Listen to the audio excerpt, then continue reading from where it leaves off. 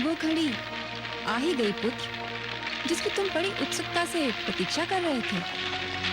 मेरे भी जीवन की अनमोल घड़ी, तुम्हारे जीवन की अद्भुत घड़ी पुत्र। जो भी इस चमत्कार को देखेगा भूल नहीं पाएगा, और जो भी इस चमत्कार की चर्चा सुनेगा सिहर उठेगा। रहते महाप्रलय तक आज की इस प्रदर्शनी की चर्चा रहेगी। चलो पुत्र।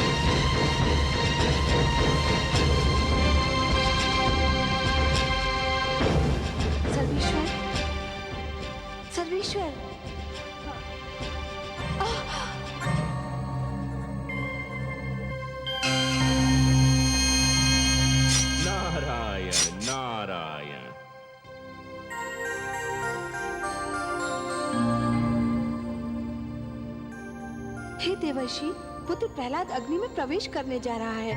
ये देखकर मैं आपके नारायण को सावधान करने गई तो वो स्वयं अग्नि में तप रहे हैं, मानो उनके शरीर से ज्वालाएं निकल रही हैं। आप बहुत दयालु हैं माते, ममता का भंडार है। प्रहलाद के स्नेह ने तो आपको सब कुछ भुला दिया। क्या भुला दिया?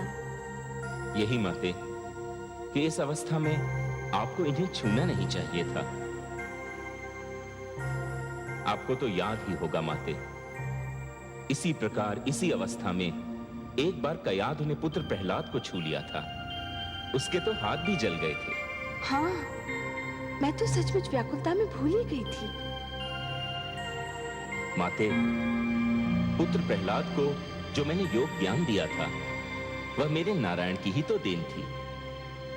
जब उसे इस अवस्था में कोई नहीं छू सकता तो मेरे नारायण तो योगेश्वर हैं, योग का स्रोत है, योग का आधार है, योग के आदि और अंत हैं, स्वयं योग हैं। इस अवस्था में तो आपके अतिरिक्त उनके कोई निकट भी नहीं पहुंच सकता। परंतु हे देवर्षि, मैं तो इनको प्रहलाद पर आए संकट के विषय में बताना चाहती थी। वही समस्या लेकर तो मैं भी आया था माते।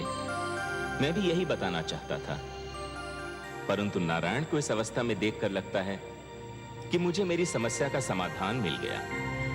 मुझे मेरे प्रश्न का उत्तर मिल गया माते। मेरी तो सारी शंकाएं मिट गईं। नारायण नारायण।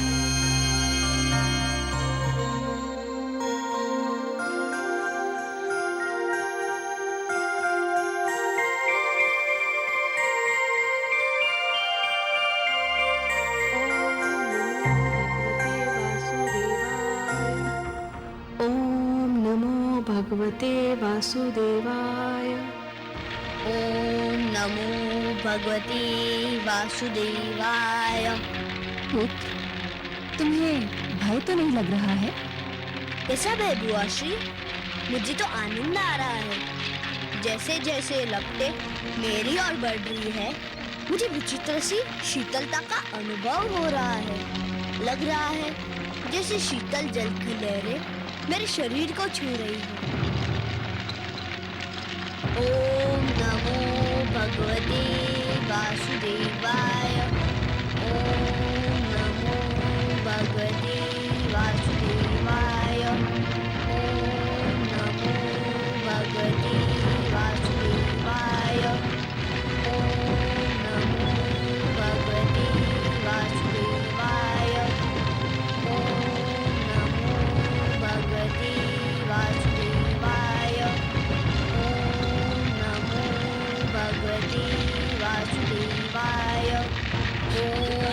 नमो भगवते वासुदेवाय।